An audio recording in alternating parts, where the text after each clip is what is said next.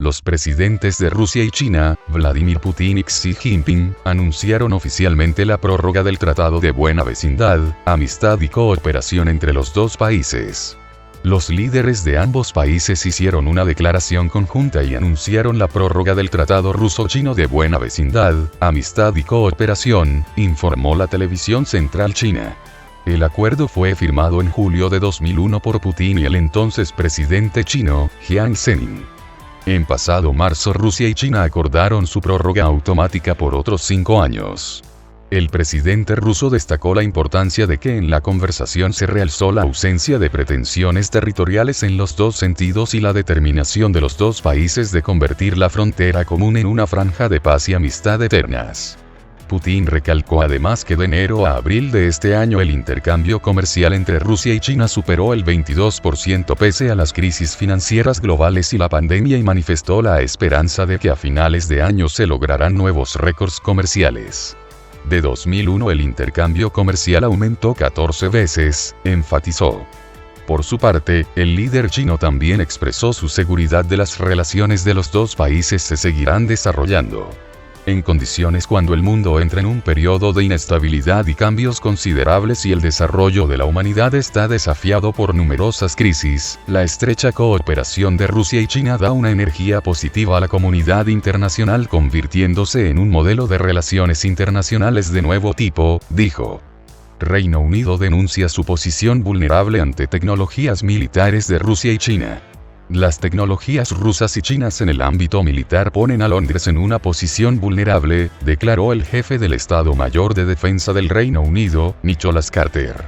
Algunas de las tecnologías desarrolladas por China y Rusia son extremadamente preocupantes.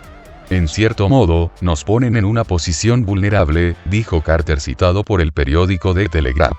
Según Carter, el Reino Unido tendrá que participar en una mega competencia para atraer a personas con conocimientos de ciencia y tecnología, porque la alta tecnología desempeñará un papel destacado en los futuros conflictos.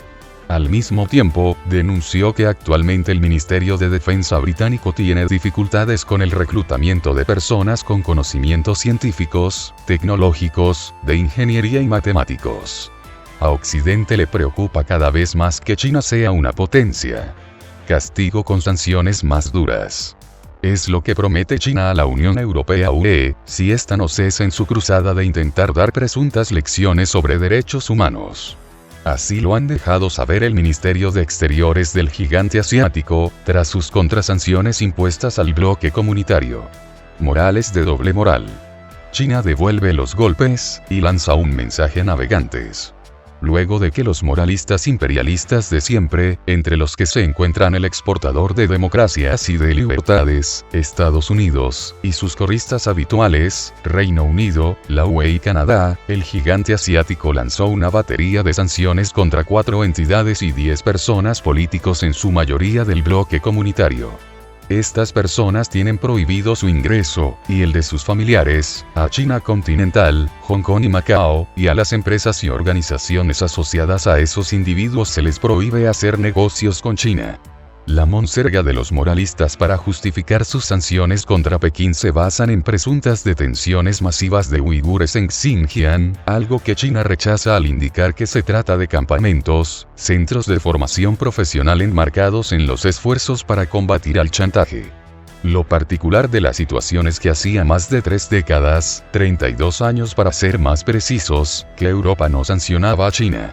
En un comunicado, de la Cancillería del gigante asiático afirma que las medidas de Occidente dañan gravemente su soberanía y se basan en la difusión de mentiras maliciosas y desinformación. En el documento, Pekín insta a la UE a dejar de sermonear a otros sobre derechos humanos e interferir en sus asuntos internos, a poner fin a la práctica hipócrita de los dobles raseros, y dejar de seguir por el camino equivocado. De lo contrario, Pekín reaccionará de manera resuelta. Luego China también sancionó a personas y entidades de Estados Unidos, Reino Unido y Canadá. Todo es política y geopolítica, resume al respecto el doctor en geopolítica Rolando Dromundo. Sin embargo, matiza que todo es más complejo. Cada vez le es más incómodo a Occidente el hecho de que China cada vez sea y actúe más como una potencia en varias esferas. Eso hace que Occidente tenga que buscar maneras para responder. Injerencia en asuntos internos de China. Respecto a la cuestión de los uigures, el analista incide en que se trata de un asunto netamente interno del gigante asiático. Estados Unidos quiere moralizar un problema político, cuando no lo es. Estados Unidos son expertos en cerrar el ojo ante algunas transgresiones de derechos humanos, y apuntar sobre aquellas de sus enemigos que no están alineados políticamente con ellos. Aquí lo que pasa es que ante una China cada vez más fuerte, cada vez más asertiva, se buscan sanciones en terrenos que les sean, en términos de opinión pública, visibles para poder justificar unas sanciones contra China. El analista sostiene que las sanciones de Occidente contra China son meramente simbólicas. Porque el hecho de estar sancionando personas, funcionarios, no va a cambiar absolutamente nada, no va a tener ningún efecto real, no va a hacer cambiar a Pekín la política que ellos están llevando. Como le dijeron al secretario de Estado de Estados Unidos Antony Blinken los representantes de China en las recientes negociaciones con el equipo de Biden en Alaska, ya no están ustedes en una posición de fuerza, tenemos que hablar de igual a igual. Y de esto se trata. Son relaciones de poder entre potencias hegemónicas y que buscan hegemonías regionales, y por qué no, la hegemonía mundial, concluye el doctor Rolando Dromundo Zaharova. La postura de Occidente ante China revela el totalitarismo liberal que esconden. La confrontación de los países occidentales con China ha puesto en evidencia el totalitarismo liberal que se esconde tras unos valores imaginarios destinados a socavar el creciente papel de Pekín en los procesos globales y la economía mundial, escribió la portavoz del Ministerio de Asuntos Exteriores ruso, María Zaharova.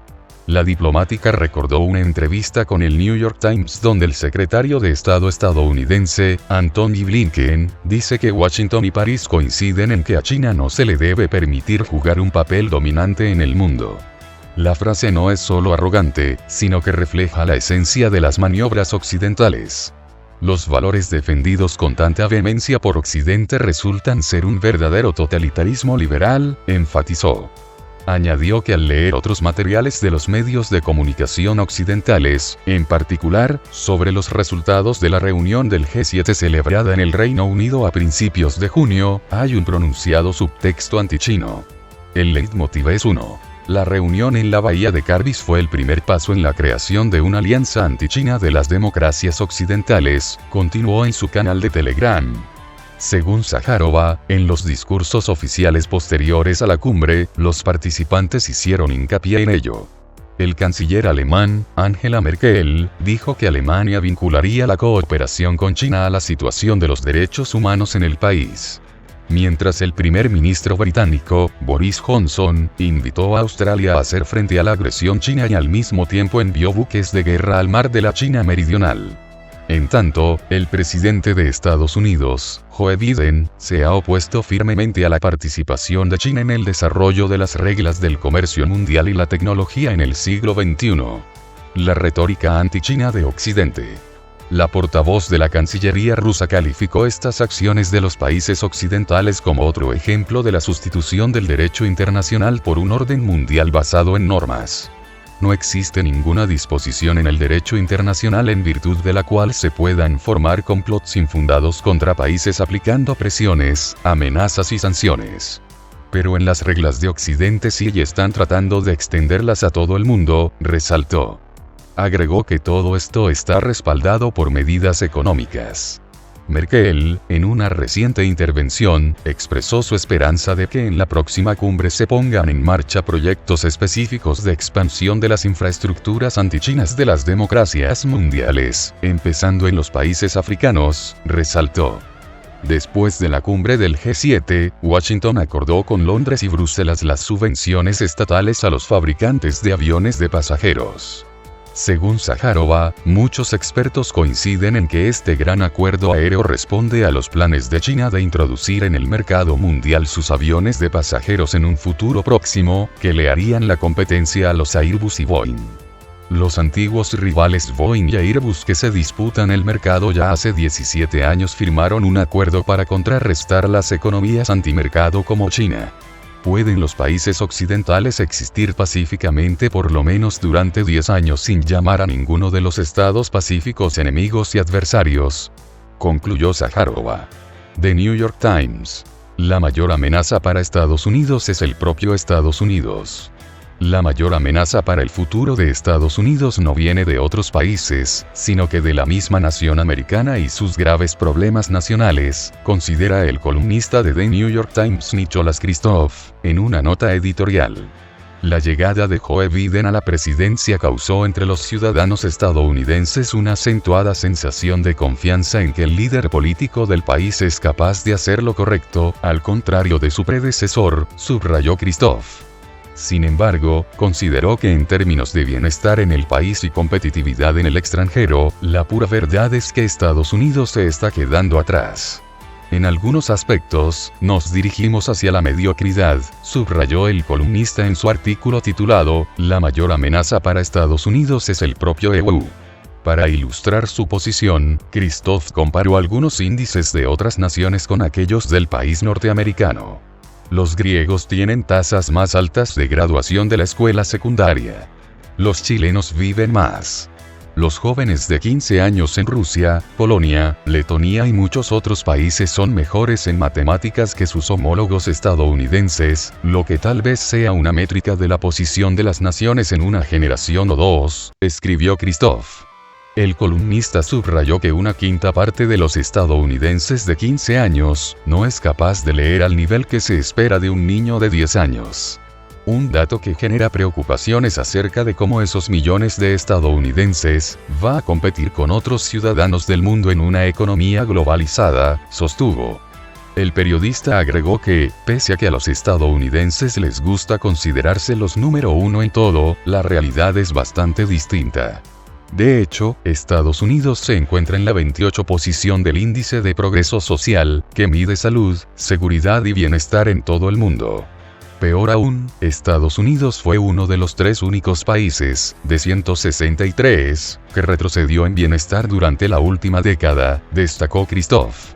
Es más, el más reciente anuario de competitividad mundial WECI, por sus siglas en inglés, colocó a Estados Unidos en el puesto número 10 de un total de 64 economías analizadas. Un estudio prospectivo similar del Banco Mundial clasifica al país norteamericano en el puesto 35 entre 174 países.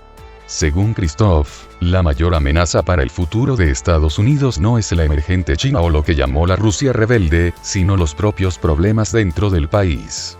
La democracia estadounidense nunca fue un modelo para el mundo tan brillante como nos gustaba pensar, pero ciertamente está manchada ahora, subrayó.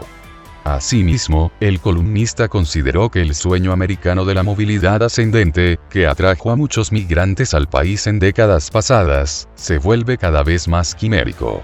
Un estudio de Stanford, citado por Kristof, concluyó que es más probable que el sueño americano se encuentre al otro lado del Atlántico. Para traer de vuelta a Estados Unidos de verdad, deberíamos preocuparnos menos por lo que hacen los demás y más por lo que nos hacemos a nosotros mismos, concluyó Kristof.